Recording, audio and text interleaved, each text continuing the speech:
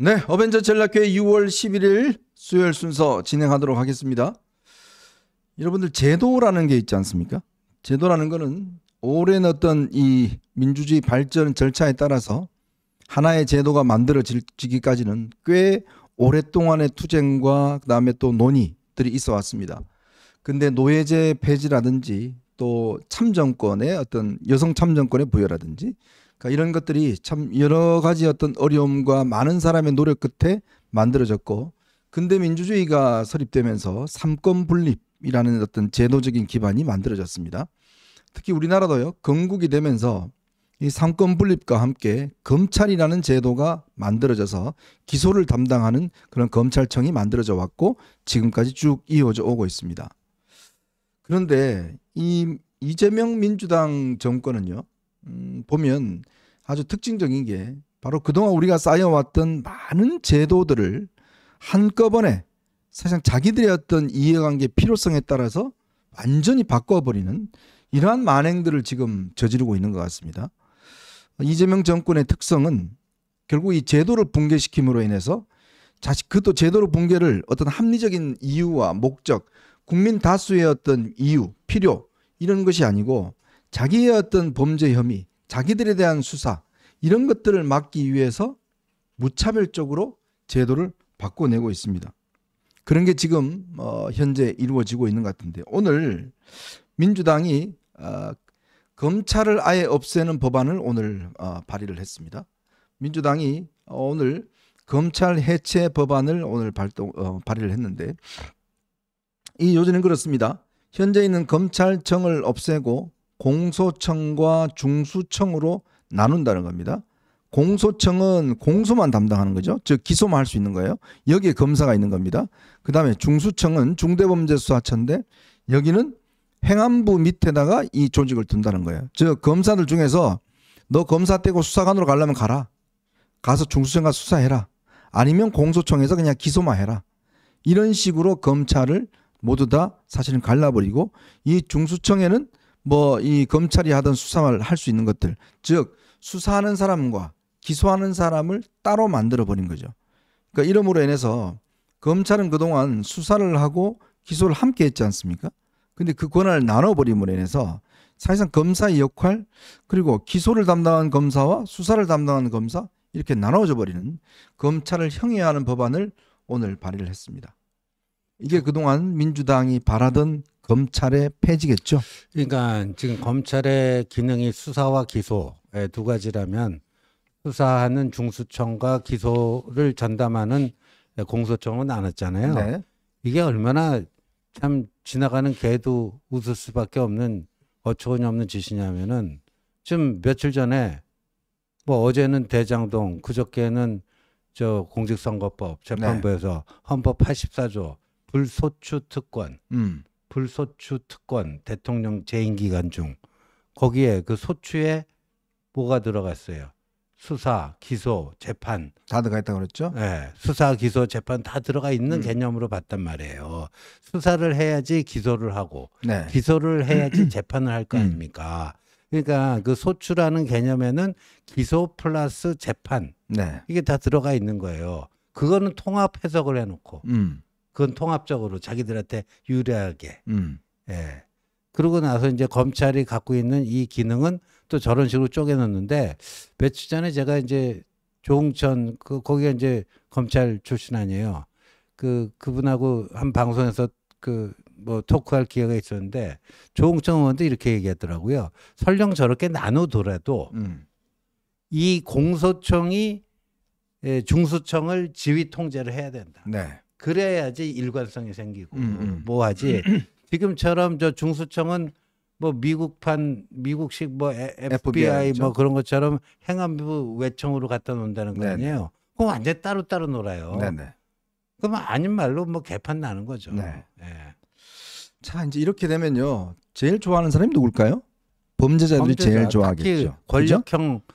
범죄. 네. 예, 그다음에 그 재벌. 그러니까 이제 센 사람들이 유리해지는 거예요. 자, 센 사람들은 그러면 돈이 있으니까 네. 자, 수사 단계에서 막을 수가 있고요. 네. 또 재판 단계에서도 또 사심제가 도입한다는 거 아니겠습니까? 그렇죠.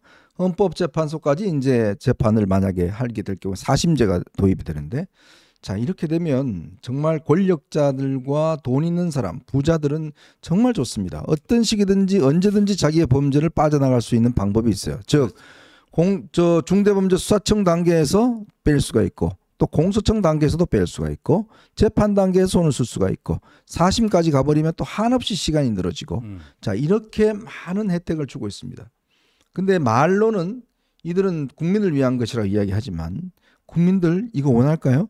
지금요, 민주당 안에서도 오늘 이 민주당 의원 한 인터뷰를 보니까 국민들은요, 이 법정 비용이 들어가는 거 이거 간단치 않습니다. 네, 그럼요. 빨리 모든 문제를 결정내 주는 게 중요한 네. 거예요. 오래 끝나고 좋은 게 아니잖아요. 그런데 지금 민주당이 하고 있는 짓거리들 보면 결국은 자기들의 범죄 혐의, 즉 민주당 의원과 이재명의 범죄 혐의, 이거를 피하기 위해서 완전 제도를 갖다가 형해화시키고, 이제 뭡니까? 이제 법원 자체도 보면 대법원도 그냥 왕창 늘려버리고 네. 뭐 그렇게 한다는 거 아니겠습니까? 그렇죠.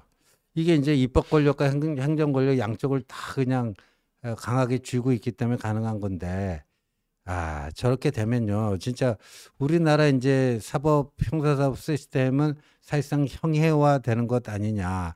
그러니까 이제 공수처는 공수처는 공수처대로 있고, 네. 뭐 경찰도 국가수사본부 법원은 또 있고, 따로 있고, 그다음에 중수청이라는 게 또 있고, 또 따로 있고. 근데 이제 중수청에서 하는 게 지난번에 검수완박 해갖고 뭐 직접 수사 기능 뭐 6가지. 네, 다 하죠. 그다음에 시행령 그때 그 검수 원복했던 그 시행령은 법무부 장관 이제 누가 들어서면 한동훈 장관 때 했던 거 다 그 없애겠죠. 시행령 없애버리면 되는 거 아니에요. 네. 그러니까 그럼 수사기관이 도대체 이 수사는 어디서 어떻게 하는지도 헷갈려요. 네. 누가 어디서 담당해야 되는지. 지난번에도요, 그 내란 이거를 공수처도 물고 경찰도 물고 검찰도 물고 얼마나 웃겨요 그게 꼴이. 그래서 이제 국무총리실에 국가수사위원회를 만들어서 뭐 조정을 하겠다는데, 네. 아니 이게 지금 무슨 뭐 온갖 잘라 놓으면 결국은 피해를 보는 사람은 수사를 받는 사람과 국민들입니다. 네. 예? 그렇죠. 정말 이 민주당 정권이 제가 말씀드렸지만 어떤 국민들을 위해서 또 민주주의 제도 발전을 위해서 뭔가 제도를 바꾸는 게 아니라 자기들의 범죄 혐의를 피하고 자기들 수사 못하게 하기 위해서 결국 검찰이라는 조직을 해체시키고 수사기관이 갈갈이 찢어버리는 이러한 지금 일들을 지금 벌여지고 있는 것 같습니다. 참 이게 대선 패배에 대한 결과입니다. 총선 패배와 대선 패배에 대한 결과가 이렇게 나오고 있습니다. 그런데요, 오늘 법원이요, 원래 어제 대장동 재판에 대해서 이재명 대통령에 대해서는 일단 뭐 임기 후까지 뭐 거의 연장해버린 거 아니겠습니까? 네. 재판을 못하도록. 네. 그런데 정진상 재판은 하겠답니다. 자, 그게 무슨 뜻이냐면, 자, 여러분 대북 송금 사건에서 이미 이화영은 확정이 됐습니다. 징역 7년 9개월인가요? 확정이 됐어요. 그런데 정진상 재판은 계속 하겠다는 거예요. 정진상이 공범입니다. 그렇죠. 이화영도 공범입니다. 네. 자, 그러면 이미 이화영은 7년 9개월의 실형이 확정됐는데 공범이 무죄일 리가 없죠. 그렇죠. 자, 그리고 대장동도 마찬가지 정진상을 재판해서 정진상이 만약 유죄가 나오면, 그러면 우리 대한민국은 곧 유죄 대통령을 지금 통치하에 있는 거 아니에요. 그렇게 되는 거죠. 예. 그나마 이제 법원이 이제 체면 치레한다고 저거라도 해야 된다 생각하는데, 뭐 백현동은 김인섭은 벌써 징역 5년 받아갖고 깜빵 가 있잖아요. 네. 그 김인섭도 백현동 사건에서는 이재명의 공범이죠. 지금 정진상은 뭐 백현동도 끼고 안 낀 데가 없는데 참 그렇습니다. 자, 여러분, 근데 과연 이러한 대통령에 대한 존경이 있겠습니까? 그리고 이 말빨이 맥히겠습니까? 지금은 당장은 워낙 뭐 민주당도 힘이 강하고 뭐 이제 집권 초기라서 그렇지만, 만약에 저런 재판이 진행이 돼서 정진상이 유죄가 나온다고 그러면, 그러면 이재명 대통령은 퇴임과 동시에 재판을 받아서 빵에 가야 되는 거예요. 네, 그럼요. 네? 네. 근데 이런 대통령이 과연 국민들로부터 어떠한 존경과 정당성을 부여받을 수 있을까요? 그 국제사회에 나가서 당신 곧 간다면서요? 뭐 아니 가서 그런 조롱을 받으면 트럼프하고 아주 잘 맞는 거 아닙니까? 트럼프도 마찬가지로 지금 대통령도 임기 끝나고 나면 재판이 줄줄이 기다리고 있잖아요. 네. 거의 뭐 동병상련 아니겠습니까? 예? 참 대한민국이 그런 대통령을 모시고 삽니다.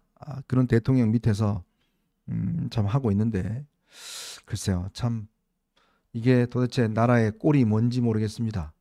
그런데 여러분 생각해 보십시오. 저런 사람인 줄 알고 뽑았잖아요. 근데 뽑았죠. 왜 그렇겠습니까? 그러면 딴 사람 뽑아야 될 거 아니에요.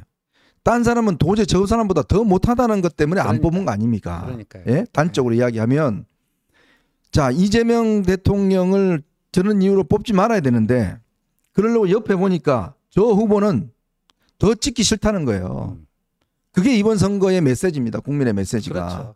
그렇죠. 그러면 국민의힘은 뭡니까? 더 못한 후보를 내서 국민들한테 찍어달라고 이야기했다는 거 아니겠습니까? 그거죠. 네? 바로 핵심이 그거죠. 예. 그럼 뭐 여러 뭐 갤럽이 사후조사한 거, 그다음에 동아일보가 그 동아시아연구원하고 또 사후조사한 거 다 일맥상통하잖아요. 네. 지금 그 우리 말씀하신 그대로입니다. 예. 간명해요.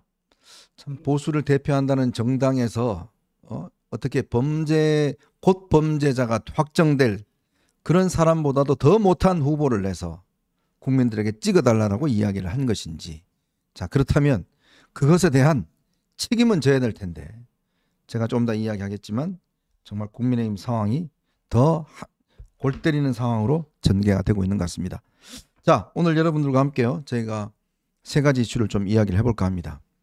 국민의힘이 그저께 의총을 열어서 이 김용태 비대위원장의 임기 문제, 또 그가 냈던 개혁안 문제 논의했지 않습니까? 그래서 또 다시 논의를 하기로 했어요. 네. 근데 조금 전에 권성동 원내대표가 갑자기 의원총회를 취소했습니다. 네. 의원총회 40분 전에 의원총회 취소합니다. 그런데 김용태 위원장한테는 통보도 하지 않았습니다. 예. 자, 요 이야기 함께 나눠보고요. 그리고 역대 정권마다 역시 이게 민정수석실이 항상 문제가 되어 왔습니다. 어김없이 이재명 정권에서도 민정수석실이 아주 골칫덩어리가 되고 있는 것 같습니다. 자, 이 이야기와 함께 이재명 정권의 실세, 문고리 권력 누구겠습니까? 김현지입니다. 이 김현지에 대한 관심이 꽤 있어요. 자, 김현지에 대해서 오늘 여러분들하고 좀 이야기를 나눠보도록 하겠습니다. 자, 여러분 보시면서요, 구독과 좋아요 알림 꼭 부탁드리고 많은 응원 부탁드리도록 하겠습니다.